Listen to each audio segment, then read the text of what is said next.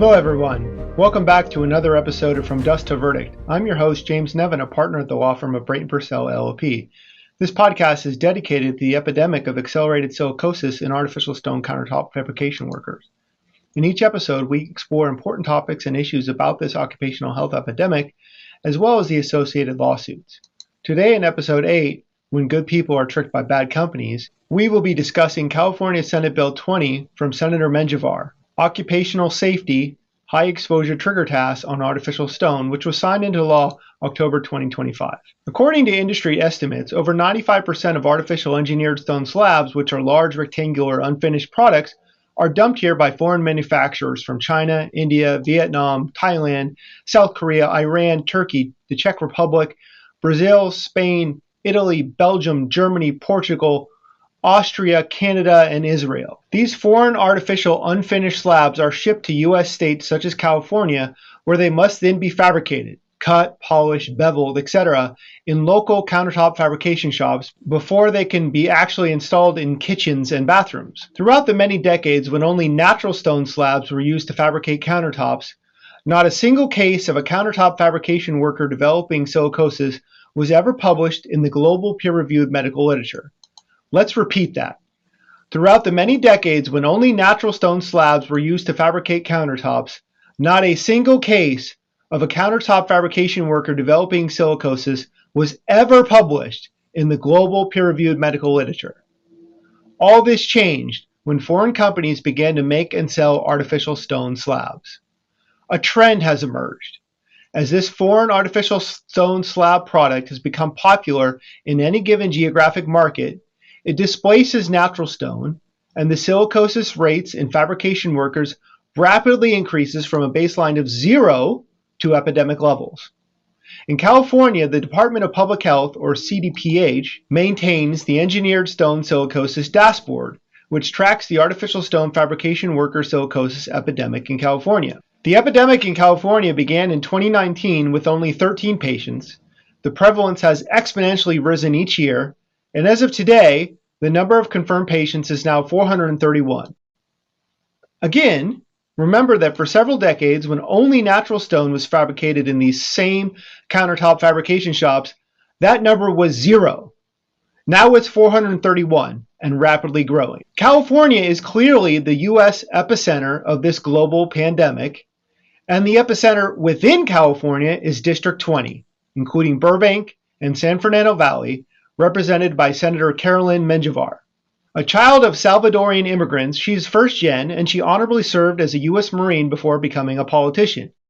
She was elected to the state Senate in 2022 and is a fierce advocate for her district. She is without a doubt a good person and a great leader.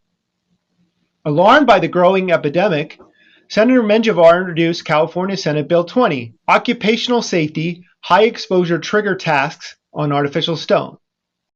While her goal was to protect California fabrication workers from the dangers of artificial stone, Senator Menjivar's bill was hijacked and edited by foreign slab manufacturer lobbyists, and now, after being signed into law in October 2025 by Governor Newsom, it is having the opposite effect, actually hurting California countertop fabrication workers while failing to stop the artificial stone fatal silicosis epidemic.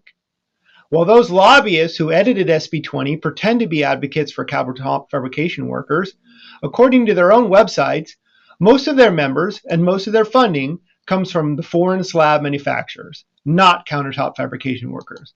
That is why Senator Menjivar is this episode's example of a good person tricked by bad companies. SB 20 fails California fabrication workers for several reasons. First, unavoidable criminalization. SB 20 makes dry fabrication a crime. Most fabrication shops already use wet processing most of the time. However, in order to compete with each other on price, the foreign slab manufacturers sell thin 2 cm slabs, which are roughly 3/4 of 1 inch, in California, rather than the thicker 3 cm, roughly 1 1/4 inch slabs that they sell elsewhere. These thin 2 cm slabs require dry lamination to make the edges thicker. So SB 20 makes it a crime for these workers to perform the very duties that the foreign slab manufacturers require them to do by only selling to them a product so thin that it must be dry laminated. That is an impossible catch-22 for these California workers. Secondly, this bill is flawed because it has no enforcement. Cal OSHA lacks the staff, funding, and trained specialists needed to enforce SB 20. The previous Cal OSHA standards already went largely unenforced due to resource shortages. You have a better chance of being struck by lightning than by getting a visit from Cal OSHA or federal OSHA, and SB 20 has done nothing to increase the funding for enforcement. Thirdly, this law fails because it provides unrealistic burdens on small businesses. Most California fabricators are minority-owned small shops or independent contractors. Compliance with SB 20 would require several $1 million in equipment, which is several more zeros in the number than the shop's annual revenue. In other words, they cannot possibly afford the sophisticated safety equipment that SB 20 requires. Fourth, this bill lacks input from the California Department of Public Health. SB 20 was heavily edited by foreign slab manufacturer lobbyists without inputs from the expert occupational health doctors at the CDPH. These specialist doctors will tell you that the only law that will stop this epidemic is a ban on crystalline silica artificial stone. Under SB 20, the large foreign slab manufacturers are actually responsible for this crisis, face no repercussions. Yet there's a deeper flaw with SB 20. SB 20 incorrectly assumes that artificial stone slabs, which are non-essential building products, can actually be fabricated safely into countertops by human beings using wet methods. However, SafeWork Australia, NIOSH, OSHA, Cal OSHA, Georgia OSHA, and many other regulatory agencies, along with numerous published peer-reviewed medical studies from around the globe, have determined that even the most sophisticated safety equipment, which work just fine for natural stone and recycled glass stone, do not prevent fatal disease from crystalline silica artificial stone fabrication. This is because artificial stone contains a 4-part toxic soup that is like putting gasoline on a fire. First, it has extremely high crystalline silica content. Second, the silica in it is extremely small, nano-sized, and ultra-fine. Third, it contains numerous toxic metals. And lastly, it contains numerous toxic volatile organic compounds, or VOCs. None of these other toxic substances or the high level of crystalline silica is present in natural stone or recycled glass stone. This would be like flour companies replacing flour with fentanyl and then just telling the bakeries that it's their fault for not having safer equipment when all the bakers start dying. Countless global medical studies have demonstrated the deadly features of this artificial crystalline silica stone slab product. As a result of this toxic makeup, the prevalence rate for artificial stone silicosis in fabrication workers is around 75%. If you see 4 fabrication workers, 3 of them have the disease, and often they don't know it yet. Again, this is compared to the prevalence rate in silicosis among countertop fabrication workers with natural stone of 0. 0 compared to 75%. This is off the charts. The many hundreds of workers diagnosed in the U.S. via high-resolution CT scans or lung pathology have worked at thousands of different fabrication shops. Many of these shops use very sophisticated safety processes, yet the majority of these artificial stone fabrication workers still have silicosis and other diseases. Given that 0 countertop fabrication workers had silicosis during the many decades when they only fabricated natural stone, and now with artificial stone the majority of fabrication workers have it, it could not be any more clear that the problem is the artificial stone product itself, not the countertop fabrication process. When Australia banned crystalline silica artificial stone, the industry did not collapse, the workers did not lose their jobs, the consumers did not lose their precious countertops. Instead, they switched back to the already existing natural stone slab products and recycled glass slab products, which look the same as crystal and silica artificial stone products, but they don't kill the workers who fabricate them.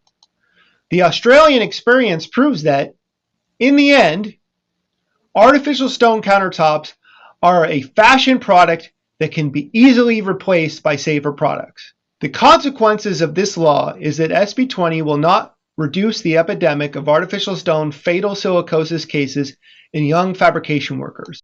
Instead, this law will drive small businesses into bankruptcy or underground into non-compliance. It will hamper Cal/OSHA's work on much more effective regulations such as a ban on crystal and silica artificial stone. And it will ensure that the current 431 California fabrication workers with fatal silicosis will grow into thousands.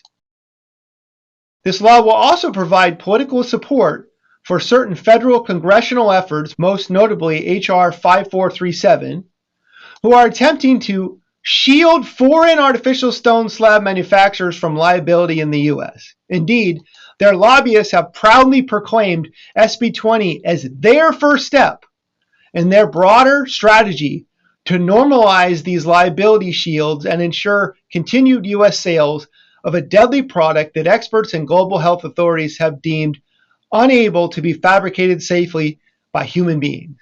If successful, this approach guarantees that the same slabs fueling California's crisis will keep entering the market unchecked, perpetuating preventable worker deaths across the country. Once Senator Menjivar sees that her current SB 20 law has failed to protect California's countertop fabrication workers and instead has deepened the crisis, the path forward must change.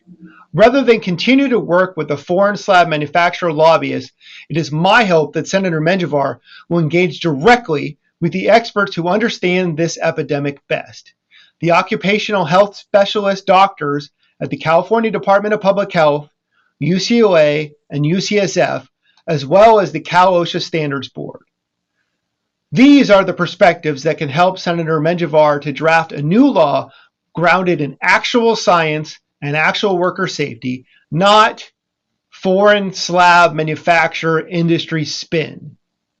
California can follow Australia's example by banning crystal and silica artificial stone, setting the national standard for protecting workers from a preventable, deadly disease.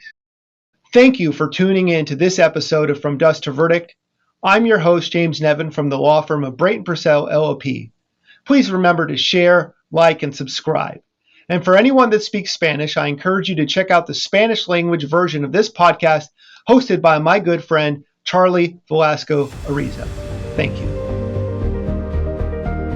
This podcast contains subjective commentary and opinion-free speech intended to provoke thought and discussion. Investigative commentary intended to shed light on matters of public interest to inform the audience and encourage civic engagement, accountability, and transparency. Findings that are a result of diligent research, fact-checking, and analysis of publicly available material, including news reports, public records, interviews, personal research, experiences, published peer-reviewed medical and scientific literature, published governmental health authority regulations and findings, and other accessible sources. Any conclusions drawn reflect the creator's interpretation of that information and are presented in good faith, and are not intended to malign, defame, or harm the reputation of any individual, group, company, or entity, but rather are intended to be allegations acknowledged to be disputed by artificial stone slab manufacturers and suppliers. The speech herein is protected under the First Amendment of the U.S. Constitution.